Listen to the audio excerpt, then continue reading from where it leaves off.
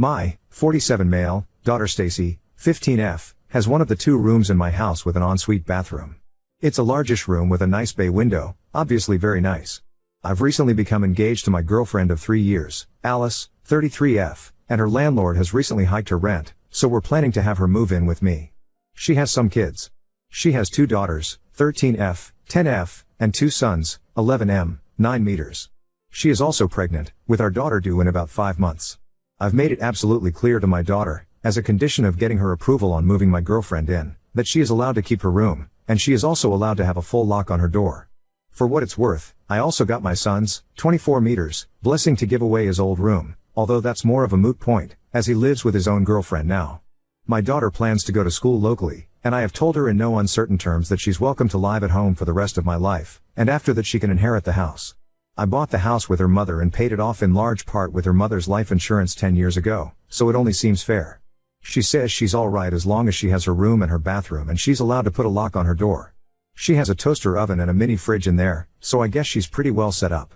Stacy will be giving up a room that she's currently using as a studio/project space. She does art, videos and voiceovers etc., so even her larger room will become a bit more cramped, and she'll definitely need the extra space she has.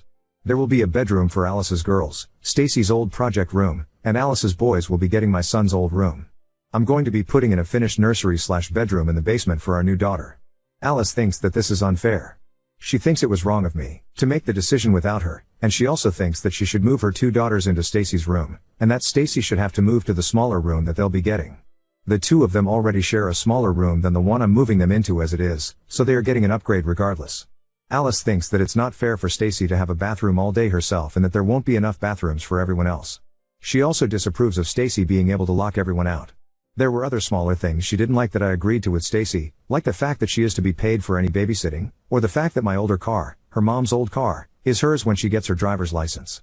We'll have our own bathroom in the master bedroom, and the house has 3 other bathrooms besides, 1 on each floor, 1 near what will be her girls' room, 1 not far from what will be the boys' room, and 1 little basically be directly next to the new finished room. I told Alice that my deal with Stacy is non-negotiable, set in stone, and that it's literally a condition of her even moving in. Alice is upset that Stacy and I both have spaces completely dedicated to ourselves. I have my office, which I need because I work from home and have projects besides, and there aren't a whole lot of other spaces to put people. I told her she can pretty much do what she wants in the living room, but that it is what it is and there's pretty much nothing to be done about it. A bigger house is not an option unless Alice is going to start making a hell of a lot more money and buy her own bigger house. It's already a pretty big house, and housing is expensive. I told her that she's already getting a break by my only expecting her to contribute 15 or 20% to household bills. If we were doing it proportionately, it would be more like 25 to 30%. We keep separate finances, and we've agreed to a prenup. Alice just seems upset that I won't change the setup even though there's no real way to change it, and she's accused me of treating Stacy like a spoiled little princess and letting her be queen of the house. Frankly, my daughter comes first. She's lived here all her life, and I already know it's going to be a big adjustment having all these other kids move in.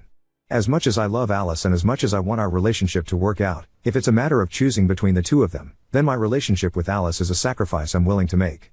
I've told her that if she comes into this with wicked stepmother vibes, and that'll be the end of things. She thinks I'm being unreasonable. Update 1. First, to address a few questions that seemed to keep coming up before I lost the ability to read each and every reply, although I'm still trying. My son, 24 male, is my child from a previous relationship before I married my late wife. He has his own provisions in my will, but he's quite aware that the house goes to his sister. My own sister is to become guardian of my daughter if anything should happen to me. I love my sister as dearly as I love anyone, and she and her niece love each other and get along great. I trust her completely if, God forbid, anything should happen. Yes. The basement is an unusual place for a nursery, but I was just trying to make people fit where they could go.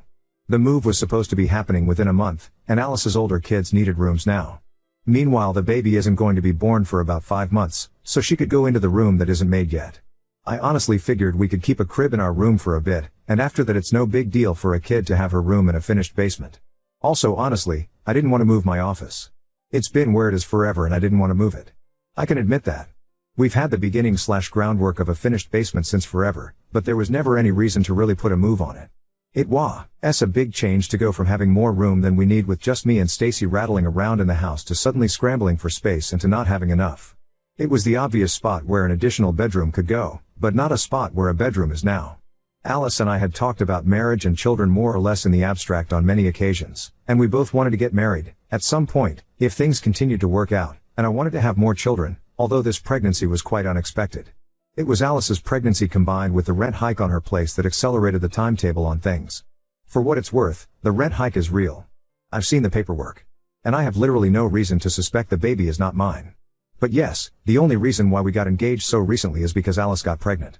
The only reason why Alice and her kids would be moving in with me so suddenly is because she was likely to need to move somewhere, and I'd obviously like to be responsible for, be near, raise my coming daughter. To me, it made sense for my daughter to live with me. I never wanted to be an absentee/part-time parent or to not have time or share space with my child. The circumstances all made sense, at least until now. I was definitely wary of Alice and paying more attention to her, especially after the many comments that I read.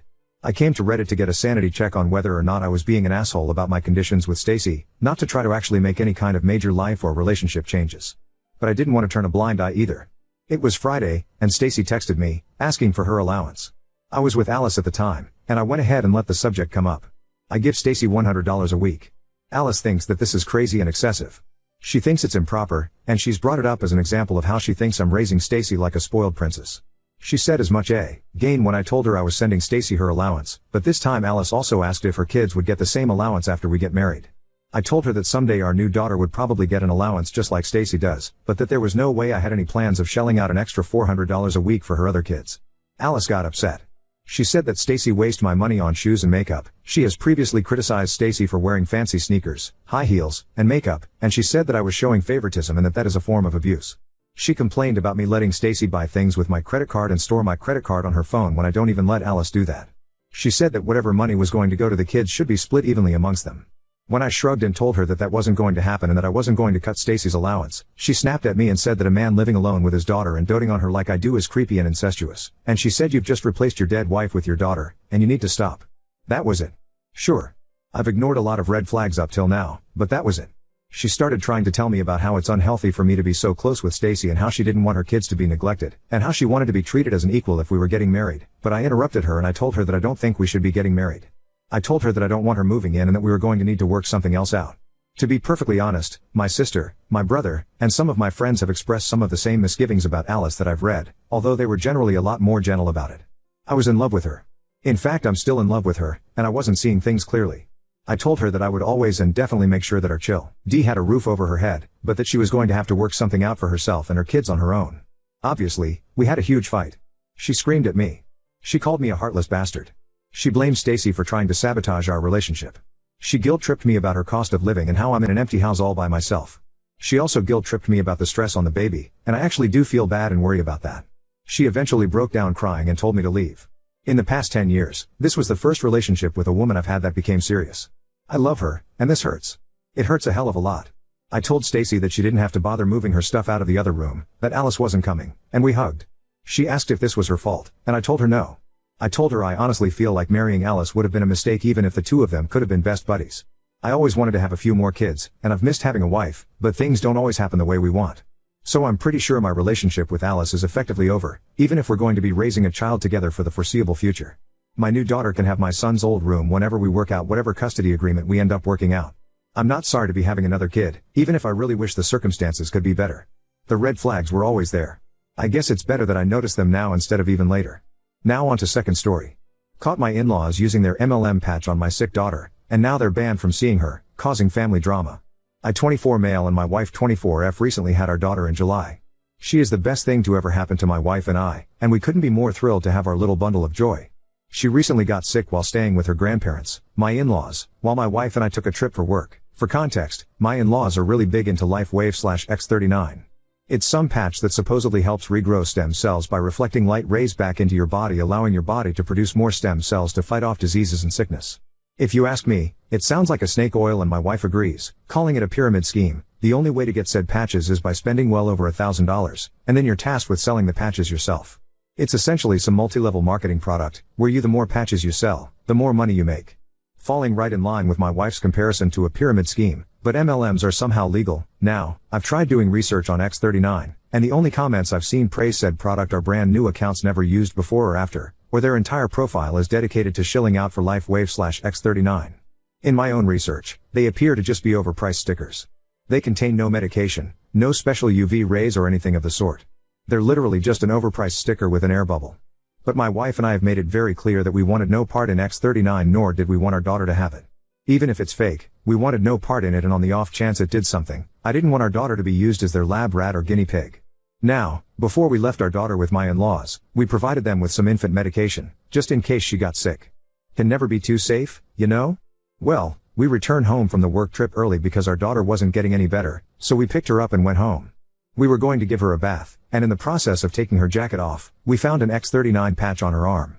Upon finding it, we immediately called her parents and demanded to know why she had a patch on her. Her parents tried saying that it's safe for baby. We even ordered the ones for ages 7 and younger. And that it's practically medication.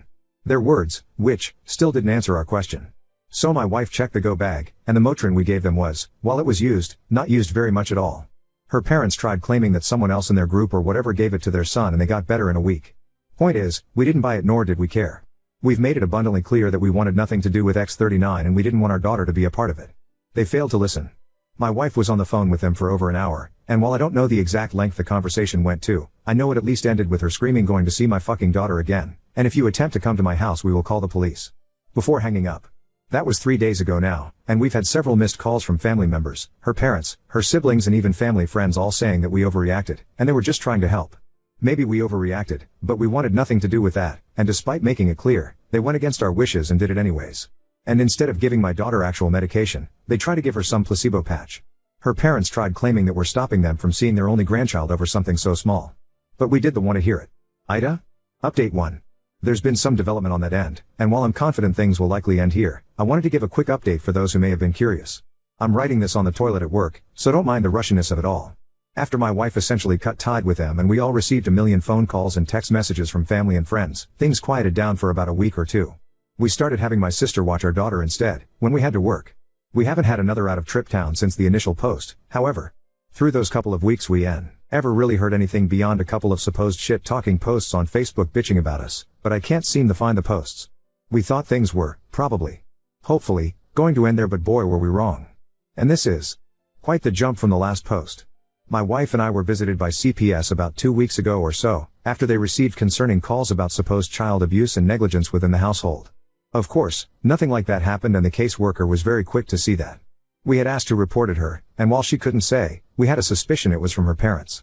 We were completely helpful and cooperative with the caseworker, and after she left that night, my wife called her mom up and asked her if she's the one who called CPS.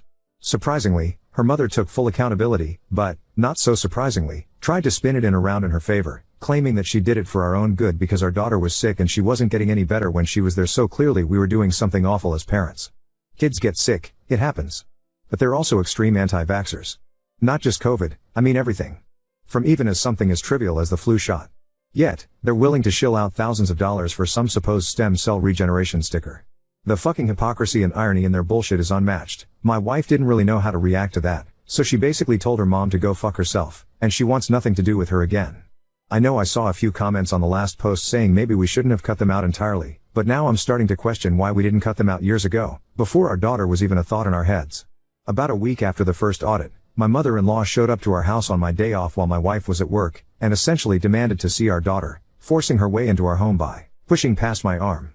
When I told her to get the hell out of my house, she had no business matching in here like that. She essentially told me that I'm unfit to be a parent because I'm depriving my daughter of help she desperately needed because she's clearly a very sick child. My daughter is perfectly healthy right now, and in fact, has had no stiffy nose and no high temperature, nothing. I told my mill straight up that she was batshit insane. I went off on her about how she lied to us, went against our wishes, had the audacity to call and lie to CPS, and then show up at our house unannounced/uninvited, and march herself inside, as well as everything about her X39/LifeWave bullshit. We argued there for a while, before I finally got so fed up, I told her to leave my house before I call the police. She stormed out of the house, and in true Karen fashion, said this isn't over. Before slamming my door, I immediately called my wife, who was of course, irate. The following morning, we filed a restraining order at the courthouse from her mom and dad, because they're clearly not in their right mindset. The caseworker had to audit us a few more times as per their guidelines over the past 2 weeks, and yesterday was her last day where she informed us that we're doing good and she's sorry for the trouble they caused.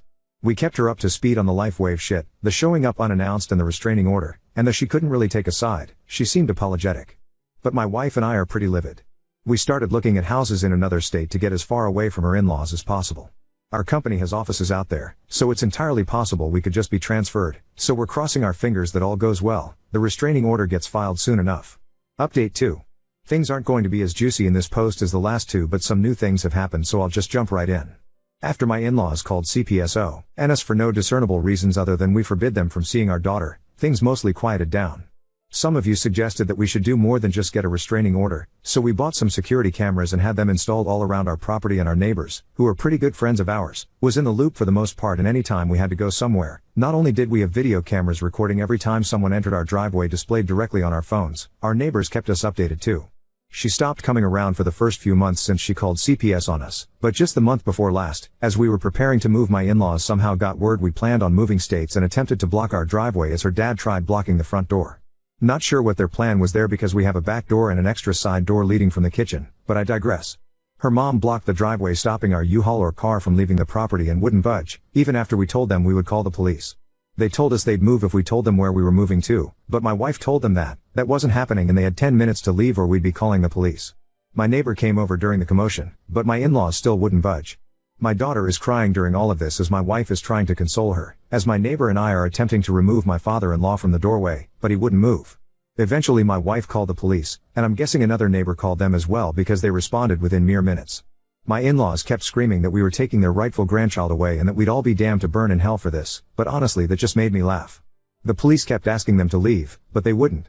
Eventually they were arrested for refusing to leave, and the police were nice enough to call a tow truck for us to be able to back out of the driveway. Lo and behold, as the police were handcuffing my in-laws, they both had on those X39 patches, and even the police questioned them about it. But whatever, what's done is done. We were able to finally leave and on to new adventures. We've been settled in at our new house for the better part of over a month, and we're enjoying it greatly. No word from her in-laws, and they have no idea where we are. We have them blocked, but we'll eventually get messages from unknown numbers or Facebook accounts asking where we moved, but there's no way they're that foolish to believe we'll actually tell them.